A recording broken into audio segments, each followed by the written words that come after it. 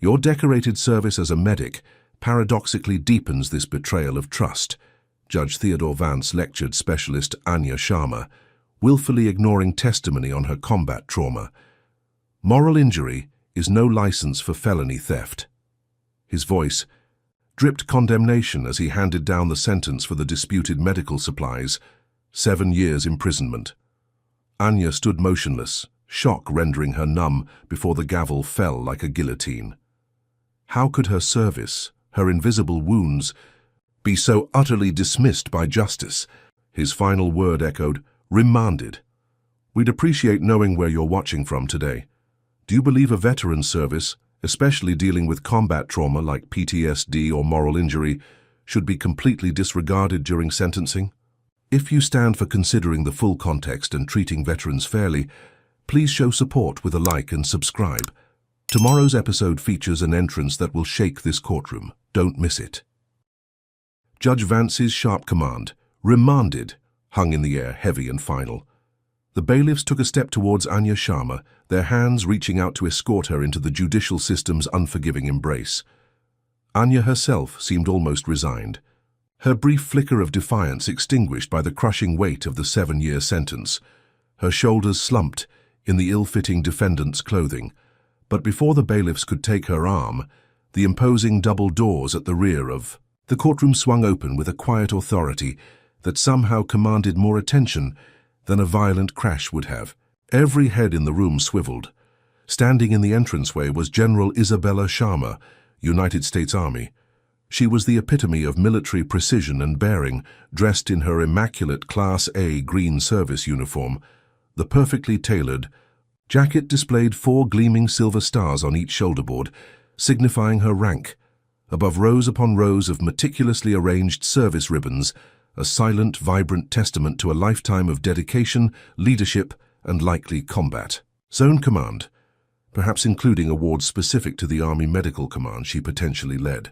Her posture was erect, her expression composed but intensely focused, her eyes sharp and intelligent, taking in the entire scene in a fraction of a second before locking onto Judge Vance on the bench. The courtroom, which had begun to rustle with post-sentencing murmurs, fell into a profound, stunned silence. Bailiffs froze. Ada Miller visibly stiffened, his eyes widening slightly. Anya looked up, her numb expression cracking as she saw her mother. Not just as her mother, but as the 4-star general, a complex wave of emotions, shock, perhaps a surge of hope mixed with deep-seated familial pain, washing over her face. General Sharma walked forward down the center aisle, her footsteps measured, precise, echoing slightly in the cavernous quiet. She stopped directly before the bar, facing the bench, embodying a different yet equally formidable kind of power than the judge possessed. "Your Honor," she began, her voice clear, calm, carrying easily to every corner of the room, yet devoid of any supplication.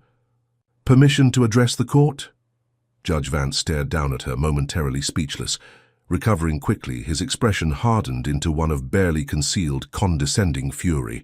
A 4-star general, a woman interrupting his court, challenging his sentence immediately after pronouncement.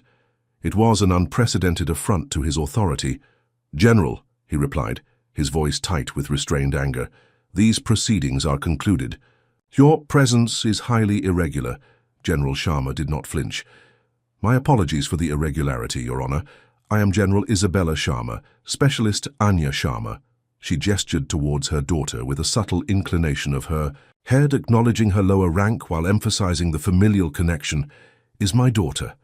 I arrived moments ago and was deeply disturbed by the sentence imposed, specifically in light of the evidence regarding her combat service and resulting psychological trauma, which seems to have been categorically dismissed." Her gaze was direct, challenging. "Therefore, I respectfully seek clarification. Was the documented evidence regarding Specialist Sharma's experiences as a combat medic treating mass casualties under fire, the clinical diagnosis of complex post-traumatic stress disorder coupled with moral injury, and the expert testimony on these matters presented during trial, given any substantive weight as mitigating factors in your sentencing decision? Or," her voice dropped almost imperceptibly, yet carried an edge that made several people shift uncomfortably, Does this court operate under the assumption that a soldier's psychological wounds incurred directly in service to this nation, are simply irrelevant inconveniences once the uniform comes off?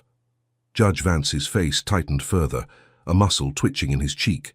He bristled at the implicit accusation of incompetence and lack of empathy, particularly coming from this unexpected high-ranking female officer, questioning his judgment on matters of service he likely never experienced. "General," he said, his tone dripping with strained formality and patriarchal condescension, "while this court respects all honorable military service, we adjudicate based on criminal actions and established law, not on service histories used. As excuses for felonious behavior, your daughter's unfortunate personal struggles do not negate the crime for which she was duly convicted. The sentence stands. This matter is closed." He banged his gavel again, a sharp, angry sound meant to be final. But the general stood her ground, her eyes locked with his, the confrontation just beginning. Judge Theodore Vance, his face a rigid mask concealing incandescent rage, gavelled the chaotic courtroom into a semblance of order, though the stunned silence that followed General Isabella Sharma's challenge felt more like a vacuum than true calm. "This court stands adjourned pending review," he declared sharply, his voice tight.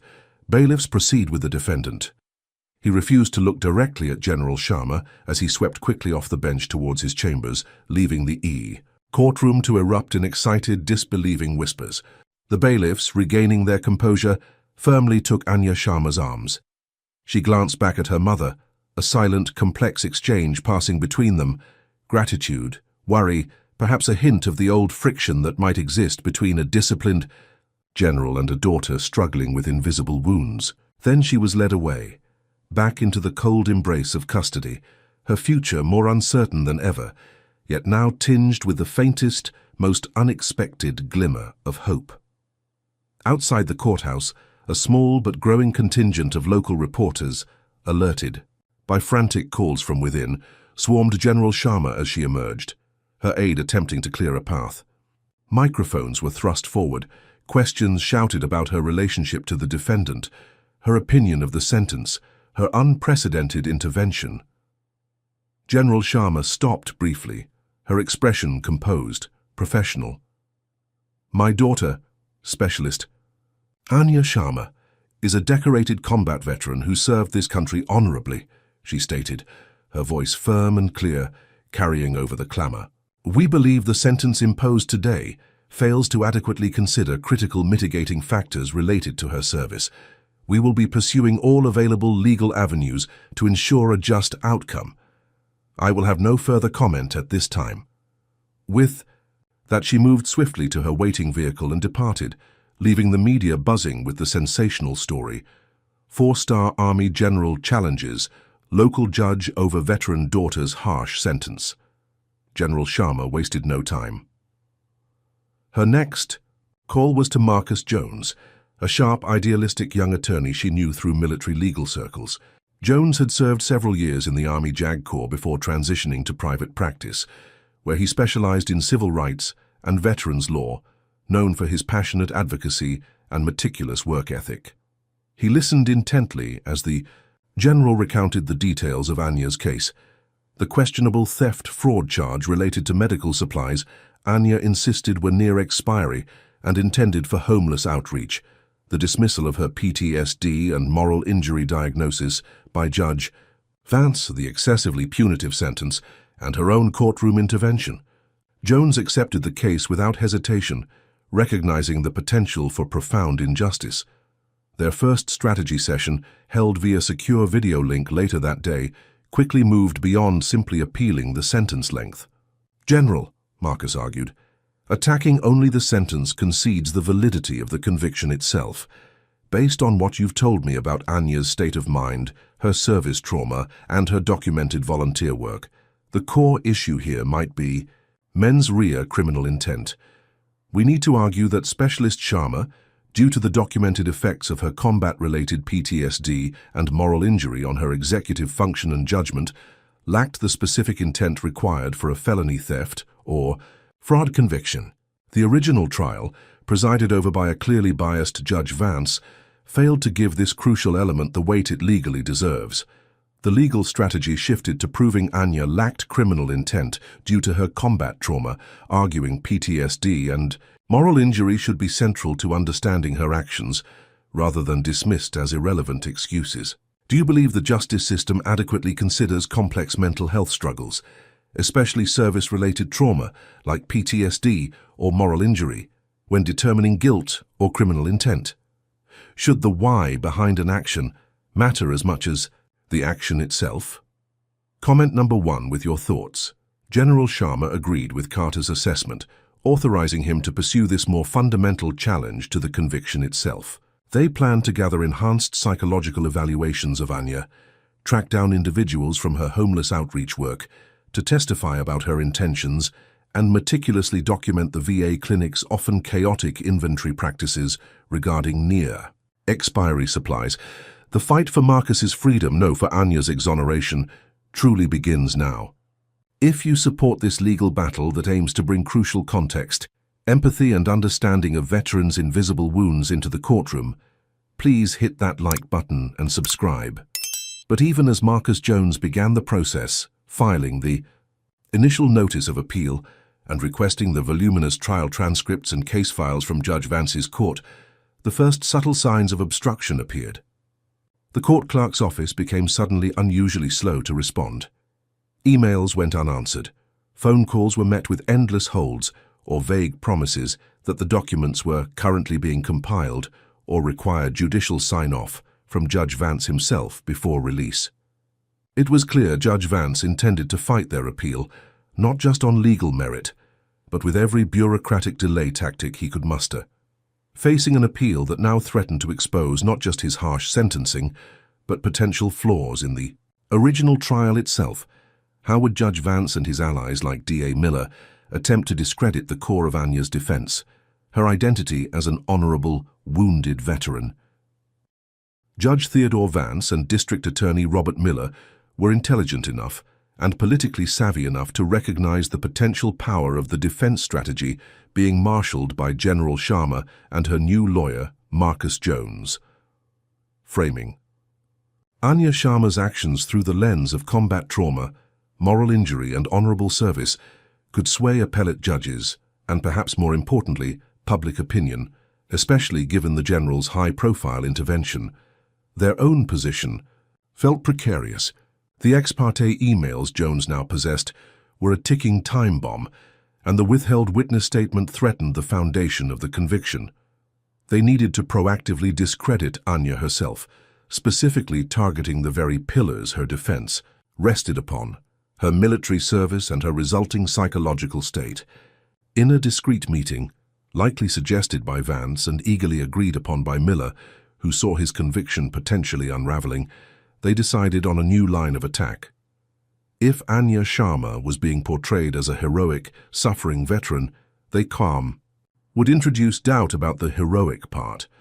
Using back channels, possibly involving political operatives or even compliant individuals within Veterans Affairs networks accessible to Miller's office, they began a campaign to subtly tarnish Anya's military record. They couldn't likely access her fully sealed official personnel file easily, especially with General Sharma potentially monitoring for such breaches, but they could manufacture doubt through leaks and innuendo. An anonymous tip suddenly surfaced online, posted to a conservative veterans forum by a newly created account. The post vaguely referenced an unnamed female army medic who served in Anya's known unit and deployment timeframe, alleging instances of insubordination and difficulty following protocol under pressure. While offering no proof and naming no names, the timing and details were suggestive enough for those following Anya's case. Shortly after, a columnist known for hawkish views and skepticism towards PTSD claims published a piece in a regional newspaper. Citing sources close to the military community, the column questioned the recent trend of veterans using trauma as an excuse for bad behavior, and included a thinly veiled reference to Anya's case, hinting that her service record might contain unreported incidents or questions about her judgment during deployment. The article suggested her actions regarding the medical supplies might be part of a longer pattern of disregarding rules, rather than an isolated incident related to trauma. These weren't direct accusations backed by official records, but rather carefully placed whispers designed to plant seeds of doubt in the minds of the public, the media, and potentially even the appellate judges or their clerks who might encounter these narratives. They aim to undermine the image of Anya as a purely honorable veteran suffering solely from the effects of war, suggesting instead a pre-existing character flaw or pattern of unreliability. General Sharma and Marcus Jones became aware of this insidious campaign almost immediately. Their own media monitoring picked up the blog posts and the columnist's piece. The general, particularly, was incensed by the attack on her daughter's service she knew firsthand was performed, with courage and competence under horrific conditions. They recognized it as a deliberate tactic orchestrated by Vance and Miller, an attempt to poison the well before the appeal could gain further traction, using anonymous smears because they lacked legitimate grounds to challenge her official record. Refuting these vague anonymous allegations publicly was difficult without dignifying them or getting drawn into a messy public relations battle that could distract from the core legal issues of the appeal. Yet, ignoring them allowed the damaging narrative to fester. It was another layer of psychological warfare, demonstrating their opponents' willingness to stoop to attacking even Anya's service to her country to protect their own positions and the unjust conviction they had secured. The fight was clearly expanding beyond the courtroom, becoming a battle for Anya's reputation and the very definition of her service. While General Sharma's strategic maneuvering applied external pressure and Benjamin Carter meticulously built the legal case for appeal, Judge Theodore Vance and District Attorney Robert Miller continued their internal campaign of obstruction and character assassination. The flow of essential documents, like the full trial transcript and exhibits Marcus Jones needed for the appellate brief, remained sluggish, hampered by continuous claims of administrative processing delays and interdepartmental coordination, issues emanating from Judge Vance's court staff. Motion hearings requested by Carter were scheduled weeks, sometimes months out, effectively slowing the appeal to a crawl. Having attempted to tarnish Anya Sharma's service record, Vance and Miller now shifted focus, aiming to discredit the other crucial pillar of her defense, the legitimacy and severity of her combat-related PTSD and moral injury. They knew Carter planned to argue Anya lacked criminal intent due to her trauma. Their goal was to preemptively poison that argument by planting seeds of doubt about her diagnosis itself. Once again, anonymous leaks began to surface, channeled through the same sympathetic media outlets and online forums. Selectively edited excerpts from Anya's VA medical evaluations, likely obtained improperly through Miller's prosecutorial access or other back channels, appeared online. These snippets highlighted moments where Anya described coping mechanisms or periods of relative stability, deliberately omitting the surrounding context of her ongoing struggles, flashbacks, and triggers. An unnamed medical professional, likely someone with known conservative leanings or hostility towards mental health defenses, was quoted in a blog post questioning the overdiagnosis of PTSD among veterans and suggesting that specialist Sharma's symptoms based on the leaked fragments appeared mild or potentially exaggerated for legal advantage. The narrative pushed was cruel and insidious. Anya wasn't suffering from debilitating trauma. She was a malingerer using a popular diagnosis as an excuse for criminal behavior. This public questioning of her deeply personal struggles was incredibly painful for Anya to learn about, relayed during brief monitored phone calls with Marcus Jones from the county jail, where she awaited transfer. It felt like a violation far deeper than the initial theft accusation. Her invisible wounds, incurred in service, were being publicly dissected, trivialized, and weaponized against her by the very system that should have offered understanding, or at least fairness. The culmination of this phase of the attack came with Judge Vance's formal ruling on Marcus Jones's motion for Anya's release on bail pending appeal. In a lengthy, dismissive written opinion, Vance systematically dismantled every argument for her release. He downplayed the significance of the potential Brady violation Vance had raised concerning the withheld witness statement in Story Number 6, or the perjury evidence from story number 7's outline, assuming that thread continues. He explicitly rejected the notion that Anya's PTSD or moral injury reduced her flight risk or potential danger, echoing the leaked narratives by writing about the unpredictability associated with such claimed conditions, and stating that her diagnosed trauma provided no insulation from accountability for violating the public trust. He concluded that her felony conviction demonstrated a disregard for the law, making her, in his view, ineligible for release despite her military background or her mother's standing. Judge Vance denied David, Anya in this story, bail pending appeal, ensuring the veteran remained incarcerated, using biased reasoning that specifically dismissed the validity and relevance of her documented combat trauma. Should a judge's personal skepticism or potential bias regarding mental health conditions like PTSD be allowed to override clinical diagnoses and expert testimony when making critical decisions about bail, especially for veterans whose trauma is service-connected? Comment number 1 with your thoughts on how the justice system should acknowledge and address PTSD.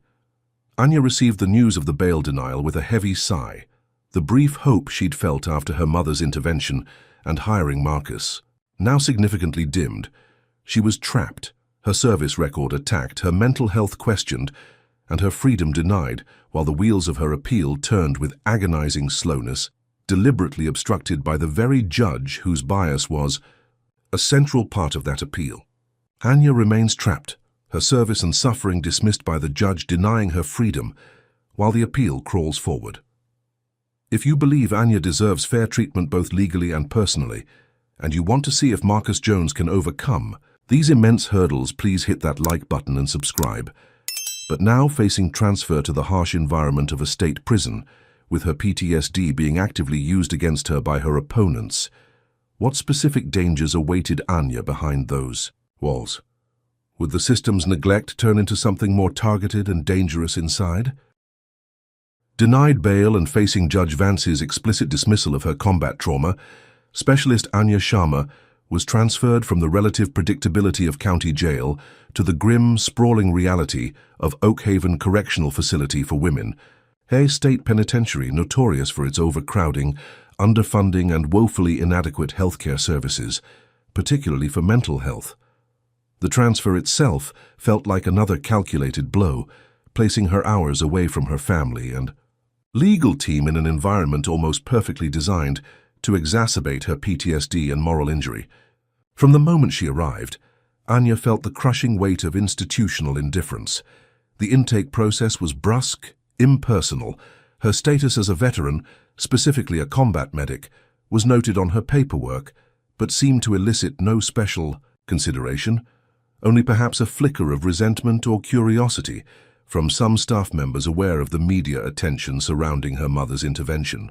Assigned to a noisy, cramped general population block, the sudden loss of structure, combined with the constant threat assessment required to navigate prison hierarchies, immediately put her combat-honed senses on high alert, a state of hypervigilance that was utterly exhausting.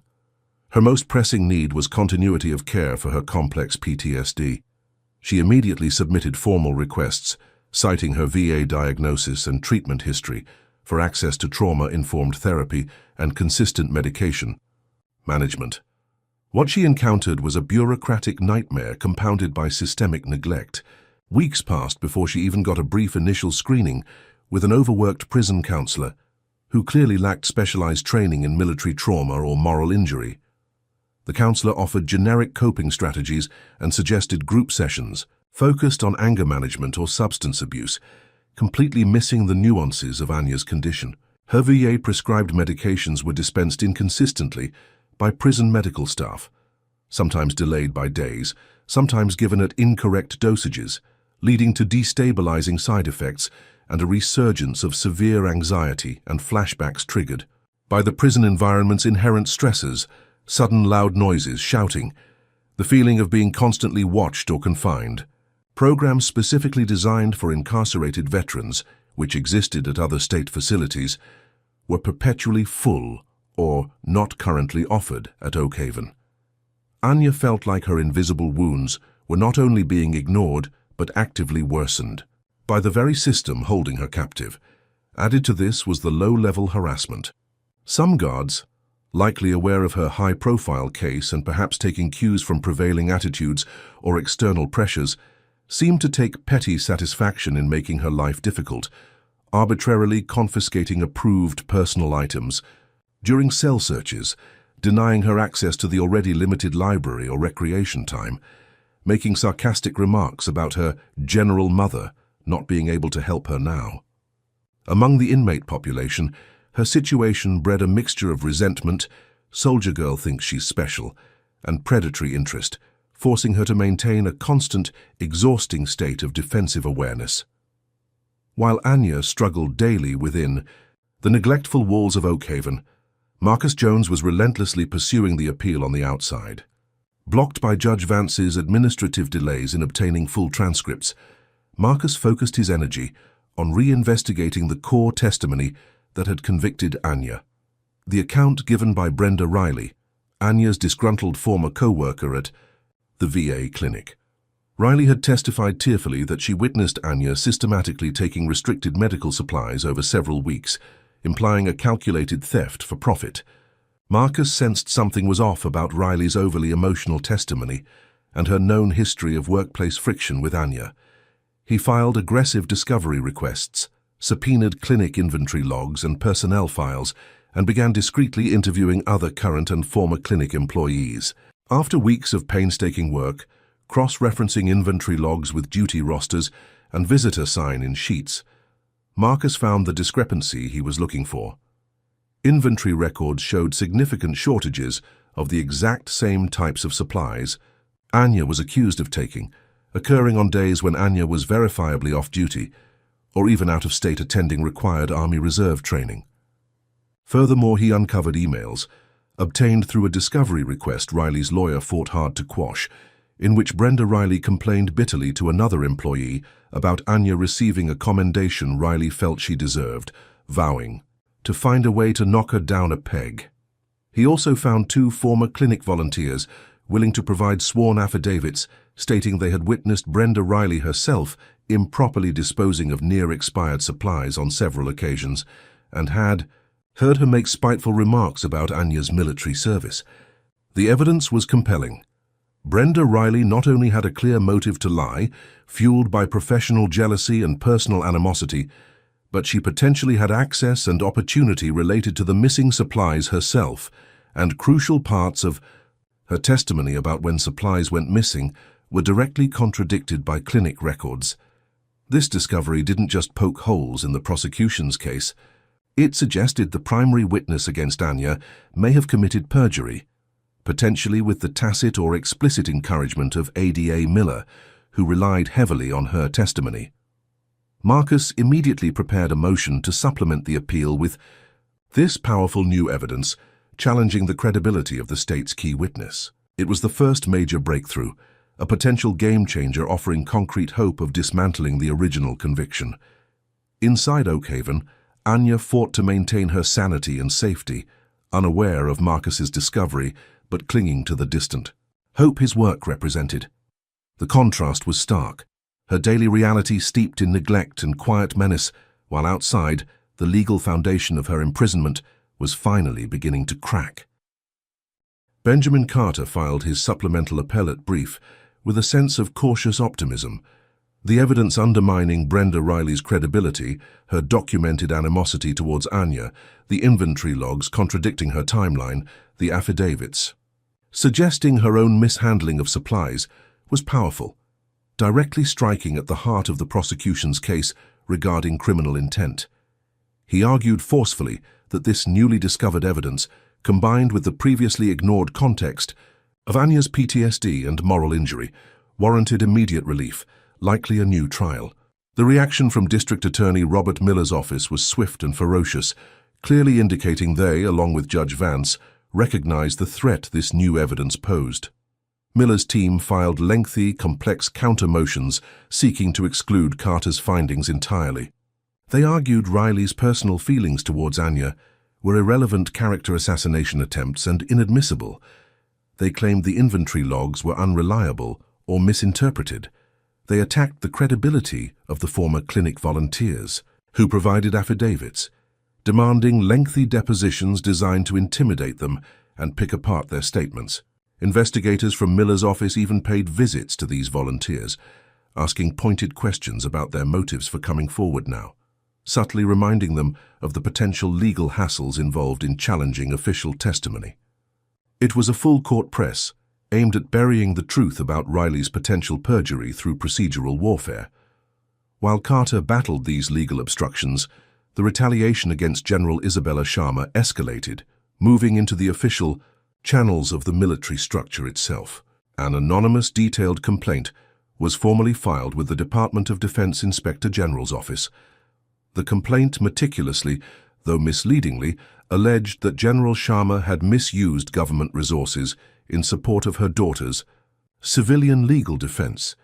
It cited specific, though likely out of context, instances of phone calls made from her Pentagon office, emails sent via her official account related to coordinating with Carter, even if purely logistical, and suggested she had improperly utilized official duty time or travel related to Anya's case. It even hinted she might have exerted undue command influence by tasking subordinate staff with research or assistance related to the civilian legal matter.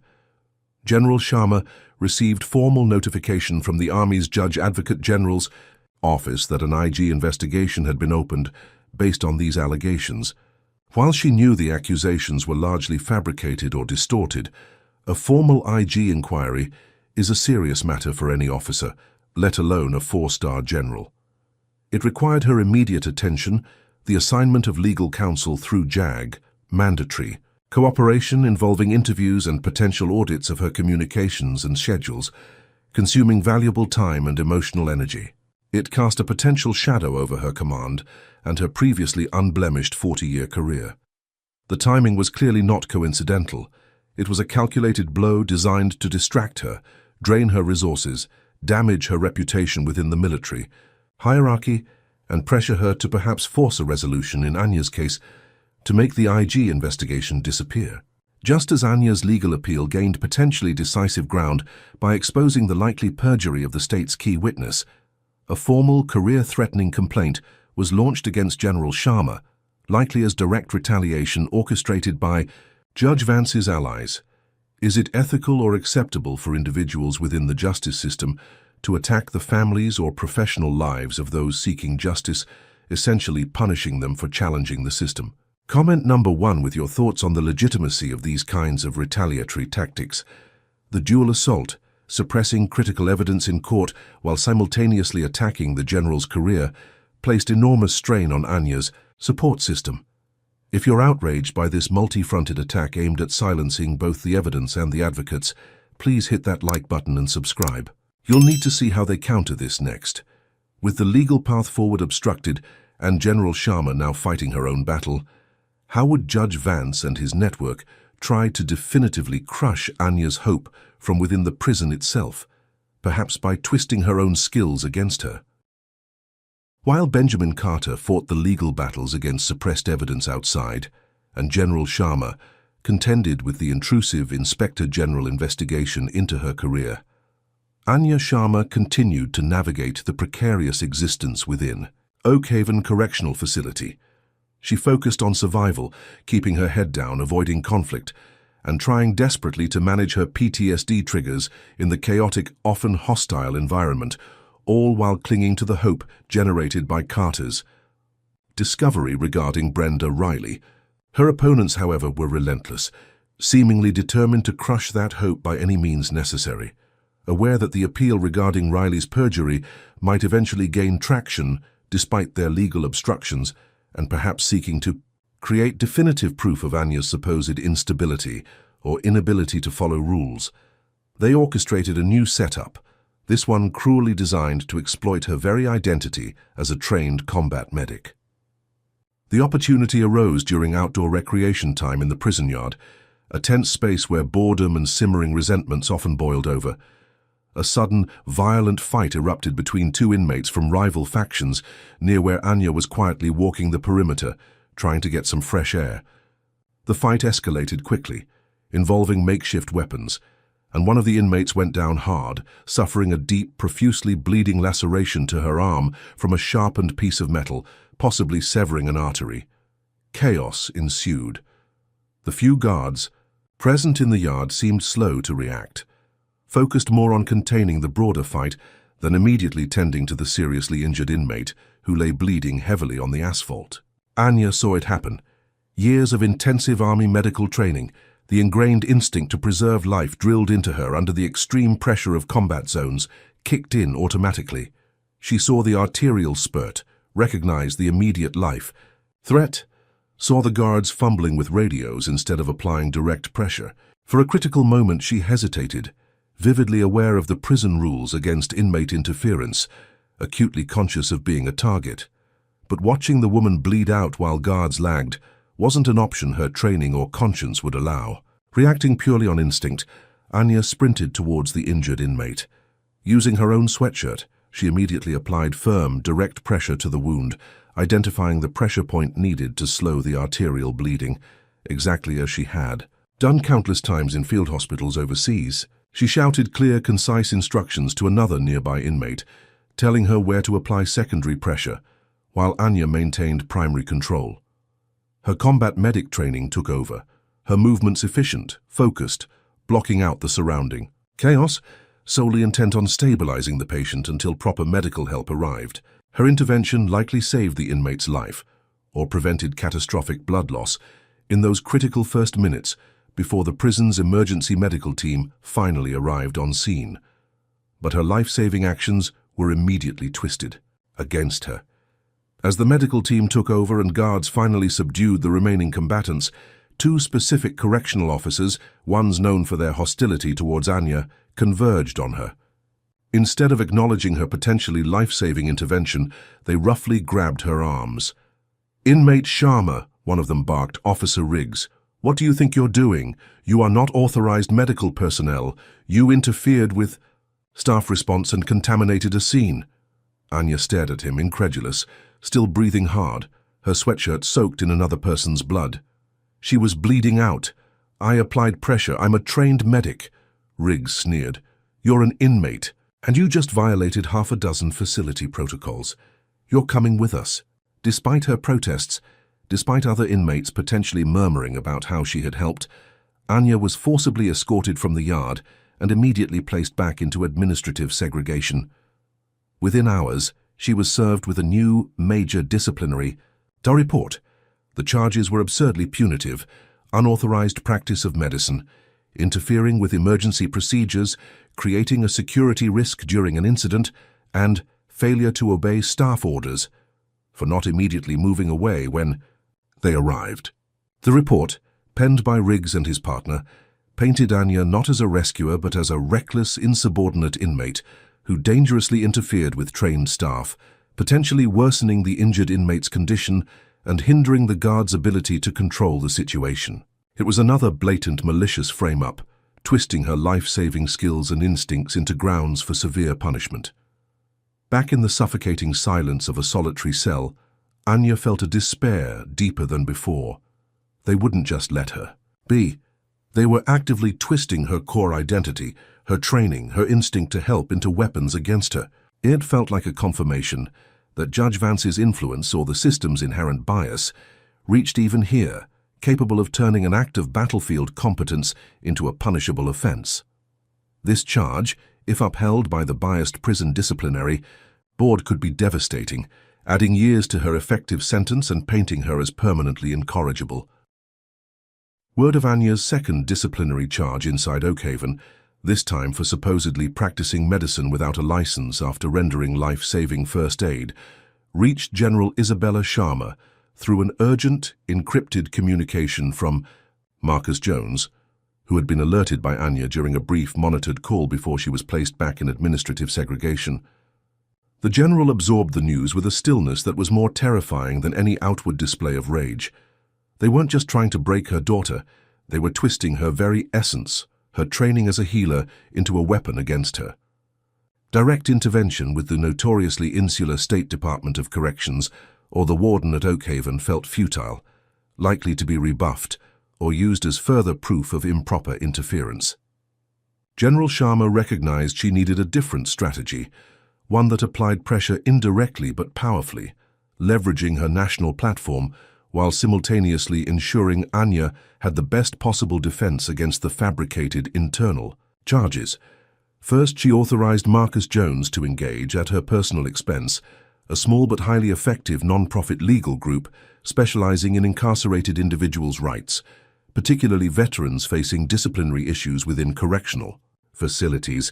This team immediately went to work, filing appeals against the disciplinary report within the DOC's labyrinthine administrative process, gathering affidavits from other inmates who witnessed Anya's actions during the emergency, demanding access to prison medical logs to verify the timeline of the official response, likely proving its delay necessitated Anya's intervention, and challenging the credentials and potential bias of the reporting correctional officers, Riggs and his partner.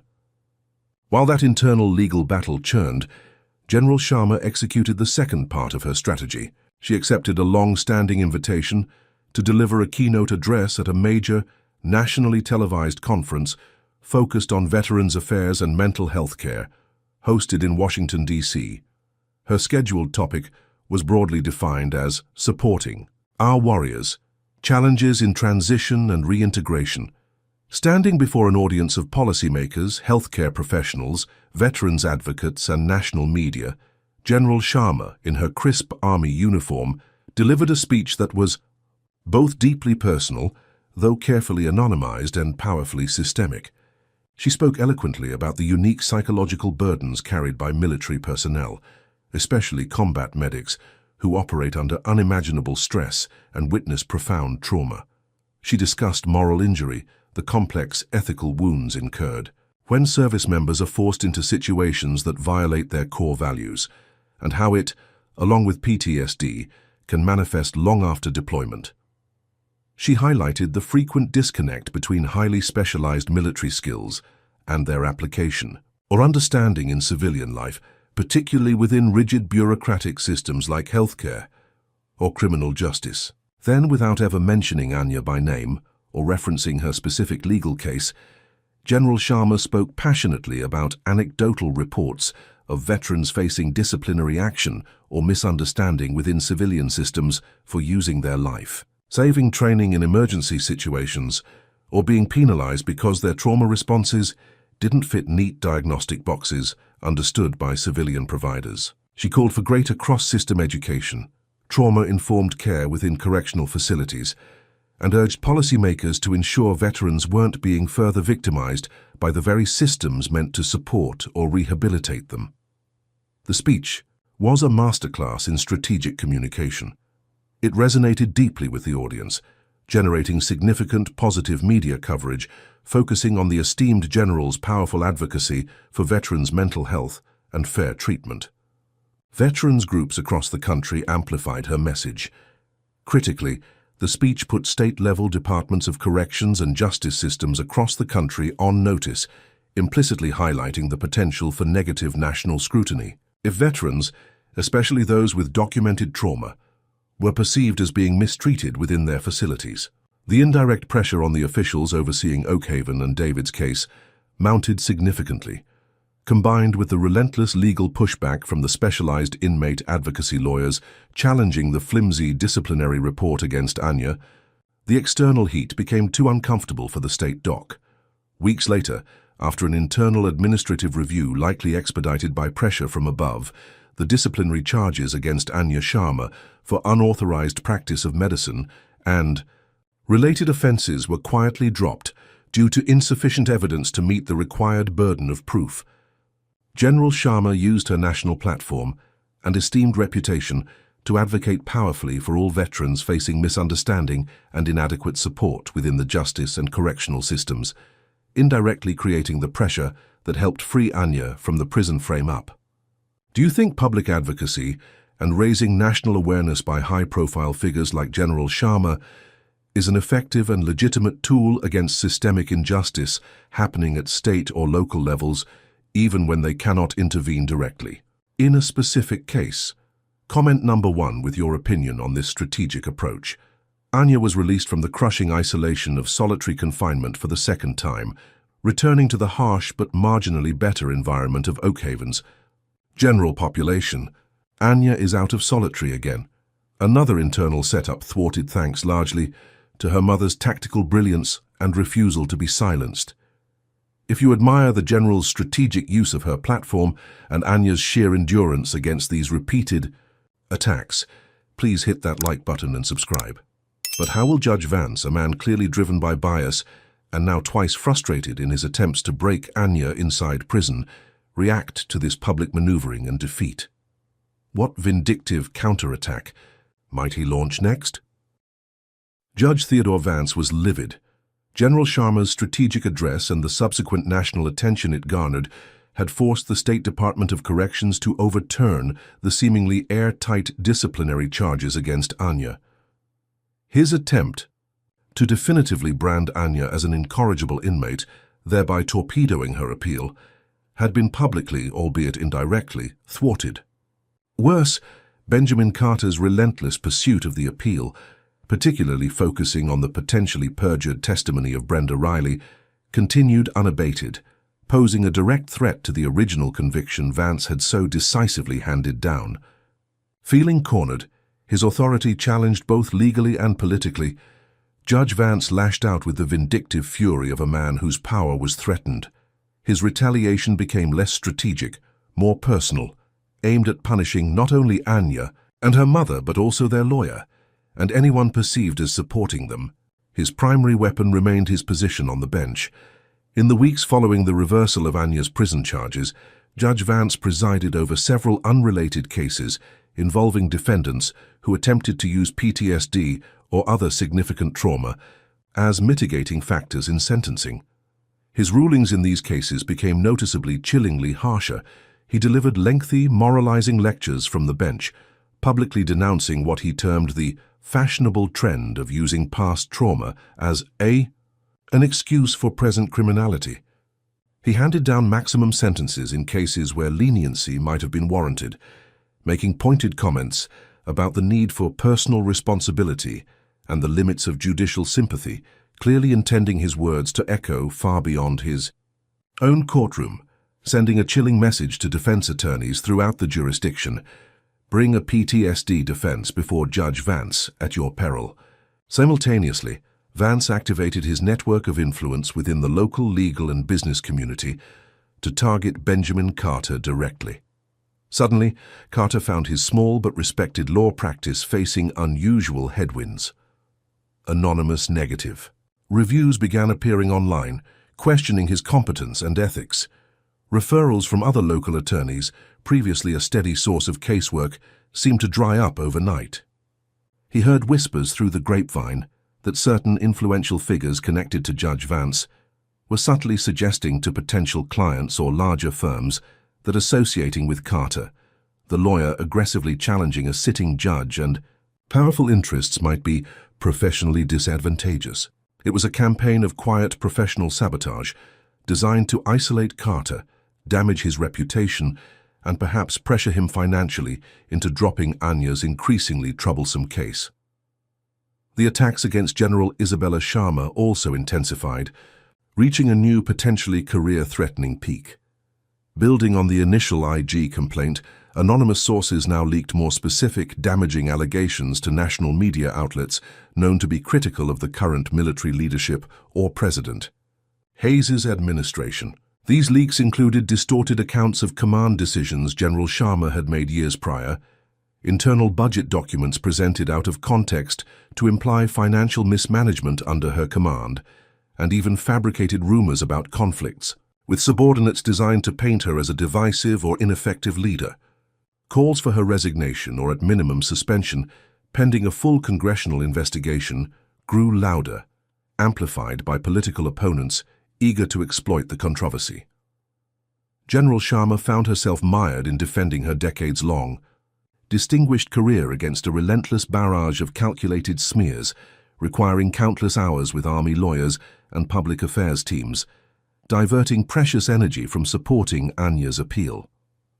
Judge Vance, unable to directly stop the appeal or silence the general's national voice entirely, seemed determined to inflict maximum pain and pressure on everyone involved, hoping to force a collapse through attrition, intimidation, or by destroying the credibility of Anya's advocates. Marcus Jones and General Sharma recognized these escalating attacks for what they were, the desperate flailing of a cornered antagonist. Yet the pressure was immense, the fight now consuming their professional lives on multiple fronts. Anya, still incarcerated hundreds of miles away at Blackwater, received filtered updates from Carter during brief, difficult calls, feeling the weight of the attacks on her mother and her lawyer, adding another layer of guilt and despair to her own struggle for survival and justice. The judge's vindictiveness seemed boundless, his abuse of power extending far beyond his own courtroom. Benjamin Carter, reeling from the coordinated attacks on his own professional reputation and the escalating pressure on General Sharma, found Judge Theodore Vance's vindictive actions increasingly disproportionate. While judicial bias clearly played a role in Anya Sharma's initial harsh sentence, Vance's subsequent behavior, his blatant obstruction, his enabling of prison setups, his personal retaliation against anyone supporting Anya, suggested something more than just garden variety prejudice or a bruised ego. It felt like the panic of a man desperate to keep a lid on something much bigger. Carter decided to shift a portion of his investigative focus away from just Anya's specific case file towards Judge Vance's broader judicial record and reputation, searching for a pattern, a motive, anything that could explain the judge's extreme, almost reckless, determination to ensure Anya remained imprisoned and discredited. He started by systematically analyzing Vance's sentencing history over the past decade, particularly in cases involving minority defendants, female defendants, and those citing mental health or trauma as mitigating factors. He enlisted the help of a legal data analysis firm known for working on civil rights cases. While individual rulings could be debated, the aggregate data began to paint a disturbing picture. Defendants represented by public defenders received statistically significantly longer sentences from Vance than those with private counsel for similar offenses. Black defendants, especially black women, consistently faced harsher judgment and skepticism from Vance regarding mitigating circumstances compared to their white counterparts. Cases involving claims of PTSD or significant trauma were frequently met with dismissive language or outright rejection of expert testimony by Judge Vance. The data suggested a pattern, but lacked the definitive proof of intentional bias. The real breakthrough came, as it often does in such cases, from someone on the inside finally reaching a breaking point. A former assistant district attorney who had worked under DA Robert Miller for several years before leaving for private practice contacted Carter anonymously through a secure encrypted channel. This former prosecutor, let's call her Ms. Davies, confessed she had long been troubled by Judge Vance's courtroom conduct and his apparent collusion with Miller, particularly in cases involving defendants Vance clearly disdained. The relentless attacks on General Sharma and the obvious frame-ups against Anya had finally pushed Davies' conscience too far. After Carter meticulously verified her identity and established secure communication protocols, Davies provided explosive information. She testified, initially in a protected affidavit, that she had personally witnessed Judge Vance making explicitly racist and sexist remarks about defendants, including black female veterans, during off-the-record discussions in chambers. She described instances where Vance pressured prosecutors, including herself, to offer unfairly harsh plea deals to minority defendants or to withhold borderline exculpatory evidence.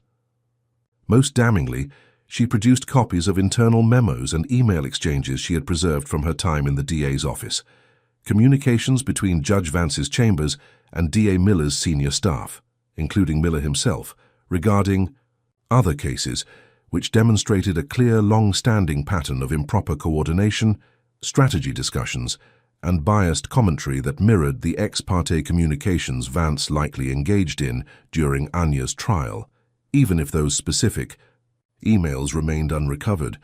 This wasn't just about Anya's case anymore.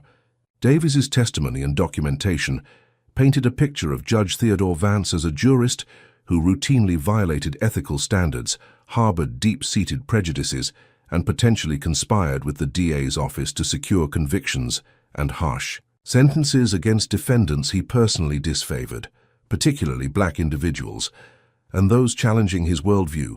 It explained his fury at General Sharma's intervention. It threatened to expose his entire corrupt reign. It explained his desperation to silence Anya and discredit her lawyer and mother. Benjamin Carter now held evidence far more powerful than just proof of a Brady violation or sentencing disparity in one case.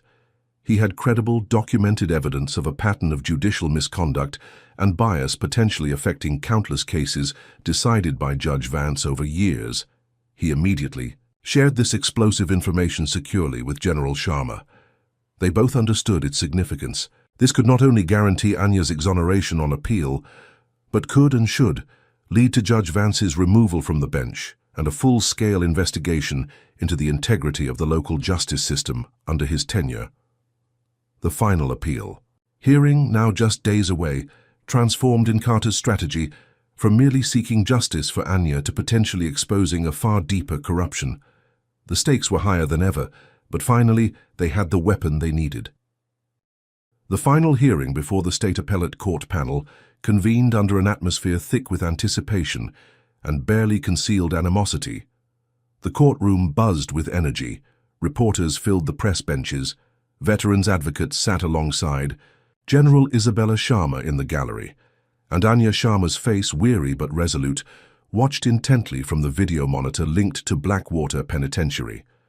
Benjamin Carter stood before the three appellate judges, ready to deliver his culminating argument. He began by systematically dismantling the state's original case, presenting the compelling evidence that the prosecution's key witness, Brenda Riley, had likely perjured herself due to personal animosity and that her testimony was contradicted by verifiable records.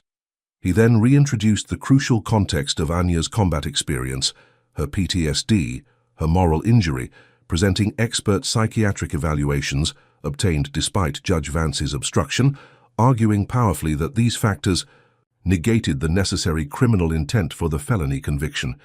But Carter saved his most explosive evidence for last.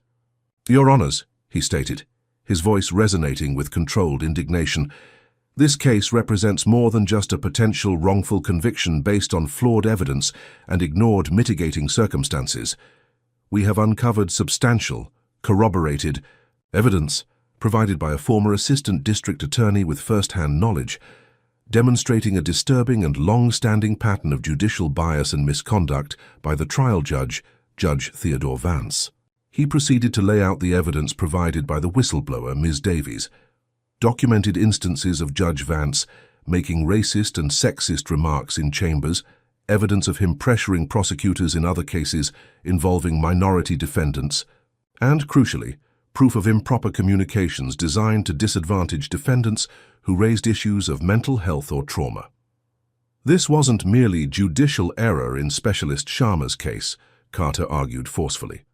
It was the predictable result of a pattern of prejudice that has likely corrupted numerous outcomes in Judge Vance's courtroom over many years. Specialist Sharma wasn't just denied consideration. She was judged by a magistrate whose impartiality was fundamentally compromised from the start. The impact on the appellate judges was visible. Their expressions grew sterner, their note taking more intense. ADA Robert Miller, arguing for the state, seemed unprepared for this direct assault on Judge Vance himself. He stumbled through his rebuttal, resorting to procedural objections about the admissibility of the evidence concerning Vance's pattern, attacking the credibility of the unnamed whistleblower, and falling back on weak arguments about the sufficiency of the original trial evidence against Anya, largely ignoring the powerful evidence of perjury against Riley and the context of Anya's trauma. His defense felt thin, desperate. During a brief mid-hearing recess, D.A. Miller received a frantic encrypted message on his burner phone, clearly from or on behalf of Judge Vance, who must have been receiving real-time updates from an ally in the courtroom. The message was short, panicked and unambiguous. Offer the defense a deal, any deal, to make this stop. Offer time served, a misdemeanor plea, expungement after probation, whatever Carter wants for Sharma, provided the appeal is dropped immediately, and all complaints or evidence regarding Vance himself are permanently withdrawn and sealed. Miller, sweating slightly despite the courtroom's air conditioning, intercepted Carter as the lawyers prepared to return. He relayed the offer quickly, his voice low, avoiding eye contact. "Look, Carter," Miller muttered, "let's end this. Time served for Sharma. Plead to a lesser misdemeanor, record sealed eventually. She walks out today. All we ask is the appeal is withdrawn and any unrelated matters concerning judicial conduct are dropped. It's the best deal she'll ever get."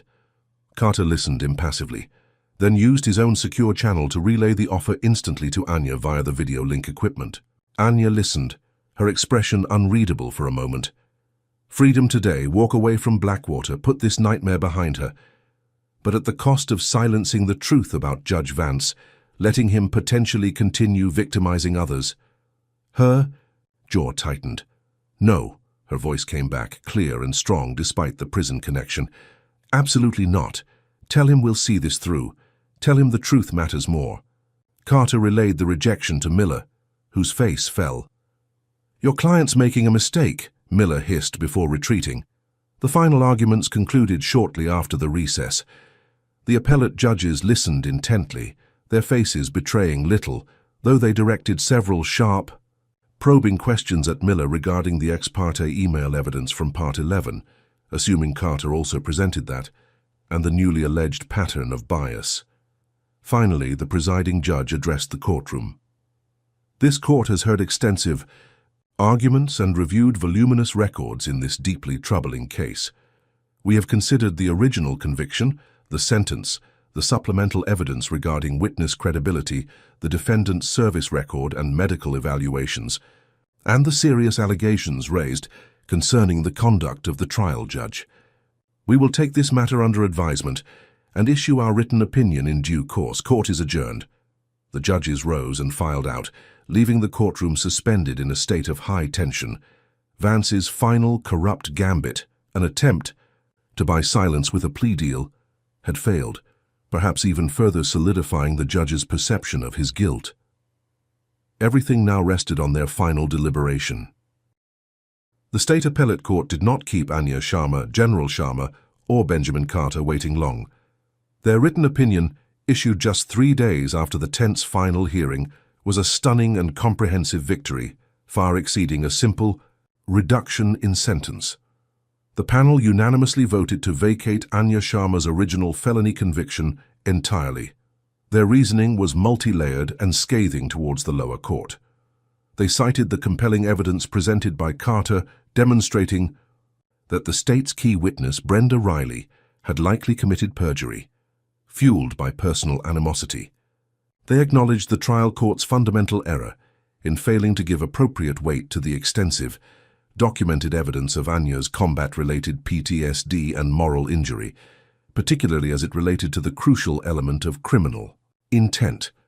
Most significantly, the appellate judges addressed the evidence of Judge Theodore Vance's pattern of bias and improper conduct. While stopping short of making formal findings of corruption outside their appellate scope, they included sharp language criticizing the appearance of deep-seated bias and troubling procedural irregularities in Vance's handling of the trial, specifically referencing the ex parte communication evidence, assuming it was formally presented or strongly alluded to based on whistleblower Davies' info. They formally referred Judge Vance's conduct during the Sharma trial, along with the supporting evidence submitted by Carter, to the State Commission on Judicial Conduct for immediate investigation. The ruling strongly suggested that retrying Anya on the original charges would face insurmountable obstacles, effectively signaling to District Attorney Robert Miller that the case was dead. The fallout was swift. Faced with public disgrace, a scathing appellate rebuke, and an imminent, unavoidable investigation by the Judicial Conduct Commission, Judge Theodore Vance tendered his immediate resignation from the bench, ending his long, controversial judicial career in shame. D.A. Miller, his office implicated in both the likely perjury of its key witness and potentially improper communication with the now disgraced judge, quietly filed paperwork declining to refile charges against Anya Sharma. He himself faced an internal review and likely disciplinary action from the State Bar Association, significantly damaging his political ambitions. Anya received the news from Marcus Jones via a secure video call within the stark confines of Blackwater Penitentiary.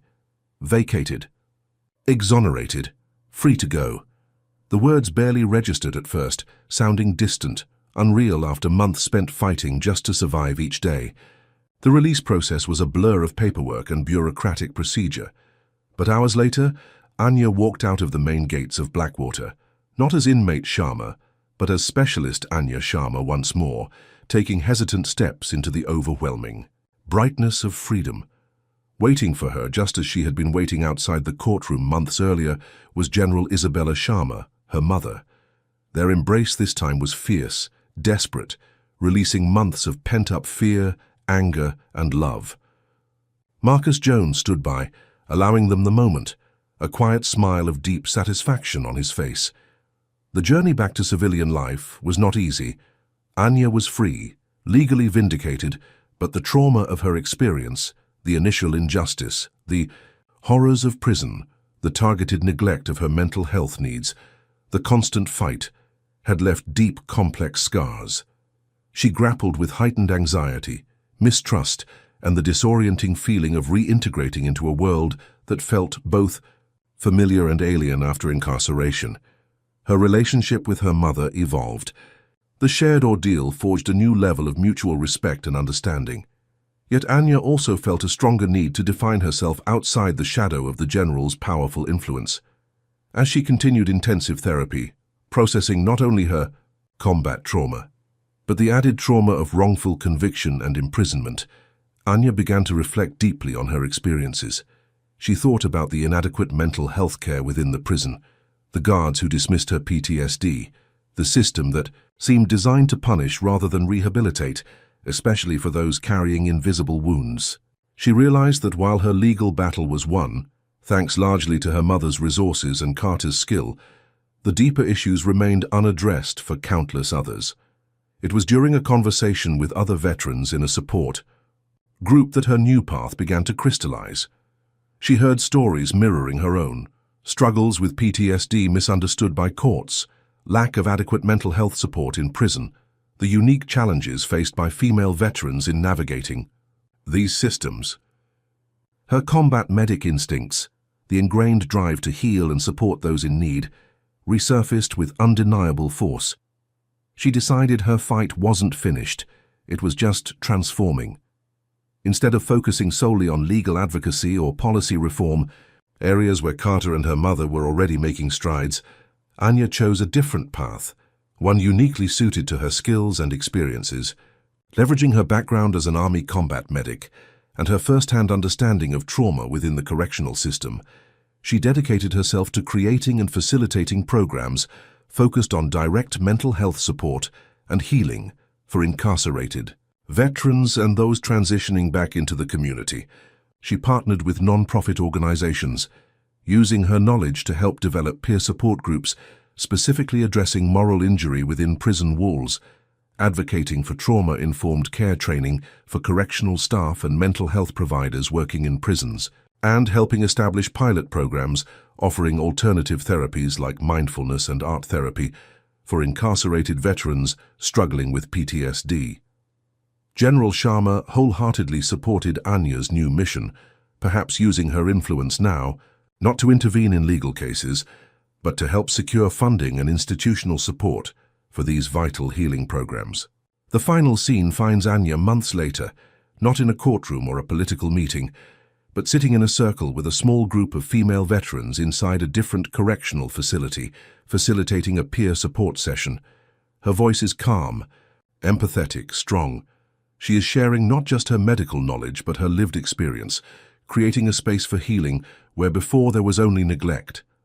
She had faced down a corrupt judge and a broken system, and while the legal victory was essential, her true triumph was found here, transforming her own scars into a source of strength and healing for others walking a similar path. Justice had opened the door, but healing, she realized, was the key to truly moving forward.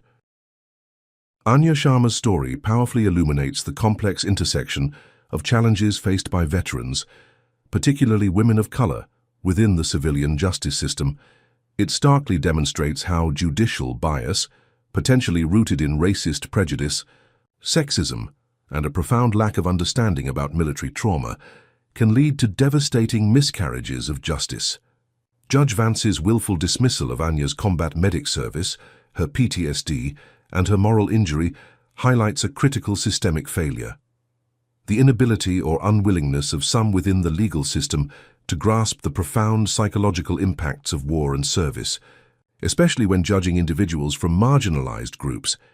The narrative underscores the critical need for trauma-informed practices throughout the justice system, from initial police contact through prosecution, defense, judicial review, and corrections. Anya's experience in prison, where her PTSD was exacerbated by neglect and her life-saving skills were weaponized against her, paints a grim picture of how correctional facilities can further traumatize vulnerable individuals instead of facilitating rehabilitation. General Sharma's intervention, while ultimately pivotal, again raises questions about equity, suggesting that achieving justice can sometimes depend on access to extraordinary resources and influence. However, the story's most resonant lesson may lie in Anya's ultimate path. While legal exoneration was essential, her decision to dedicate herself to healing, providing direct mental health support to fellow incarcerated veterans, offers a profound statement. It suggests that true justice involves not only correcting wrongs but also addressing the underlying wounds. Anya's transformation from victim to healer, leveraging her unique skills and experiences, demonstrates the potential for finding purpose and agency even after enduring profound systemic injustice and trauma. It champions a form of advocacy focused on restoration and peer support, a vital complement to traditional legal and political reform efforts. Anya's journey highlights the crucial need for our justice and correctional systems to better understand and accommodate veterans struggling with PTSD and moral injury. Do you feel enough is being done to support veterans facing legal challenges, especially women veterans of color? And what does Anya choosing healing advocacy over purely legal battles tell us about the different paths to finding justice and purpose after trauma? Share your thoughts with us. We value your perspective. Comment number 1. If you believe trauma-informed, training should be mandatory throughout the justice system. Or comment number 2, if you think peer support programs like Anya's are the most critical need. Your input contributes to vital conversations. If Anya's resilience and her commitment to healing inspired you, and if you stand for fair treatment for all veterans, please show your support with a like. Subscribe for more stories that explore justice in all its complexities, and share this video to help raise awareness. Thank you for watching. May we all work towards greater understanding and support for those who have served, both during and after their time in uniform.